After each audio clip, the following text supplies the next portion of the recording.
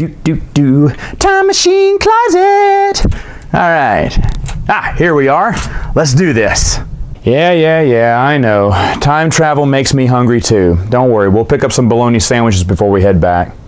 Hi folks, I'm Matt and welcome to My Expanded Universe, a show where I go through the entire EU in chronological order as best I know how. Yes, this is, I guess, my apology tour for missing so many little stories in between. How could I?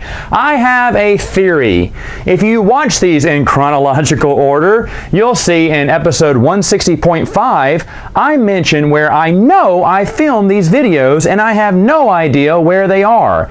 I think this is part of that group of videos because when I look over everything here that I'm about to cover today, I swear to you, I have covered this before, but I digress. Okay, so let's get into the first comic book I want to talk about. It is from Michael Stackpole. It is the X-Wing Rogue Squadron series. No, not the actual typical series. I'll be talking about that later. I'm going to talk about the 1/2 issue. Yes, remember as I've said before, Wizards of the Coast made 1/2 issues of comic books all the time, popular comic books all the time from several different titles. And this particular month they decided to do an X-Wing Rogue Squadron 1/2, and of course Michael Stackpole was there to write it. And I'm glad he was, because a lot of the times the people who wrote the regular series didn't have time to work on a half issue. Sometimes they did, sometimes they didn't. But Michael Stackpole was able to write a story, and he wanted to make it before the first comic book, so why not go way back to right before the movie?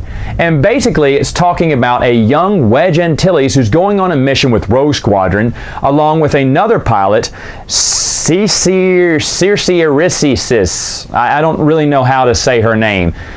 C-E-S-I, Seasai, I don't know, who cares?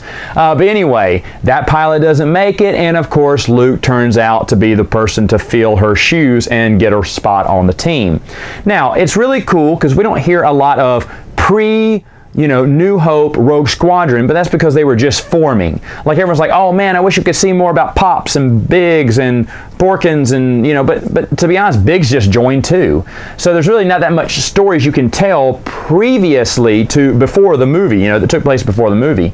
So Stackpole did put a little bit, it's just a short little story really is what this is. It was neat to see a story take place in this timeline about Wedge on Rogue Squadron right in the early days, even before Luke joined. That was really neat. There's not that many stories told about ancient, or I should say old school Rogue Squadron, and for good reason.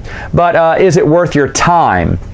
I don't know. I mean, it's skippable, but it's Michael Stackpole, so there you have it. Now, the next one I want to talk about is a short story from the Dark Horse Decade of Dark Horse. It was a comic book that they came out with for their 10-year anniversary, and they're like, hey, let's celebrate all the comic books, all the titles that we have. And Ryder Wenham wrote this one. It's called The Crumb for Hire. And basically what this one is about is Jabba discovers Salacious Crumb.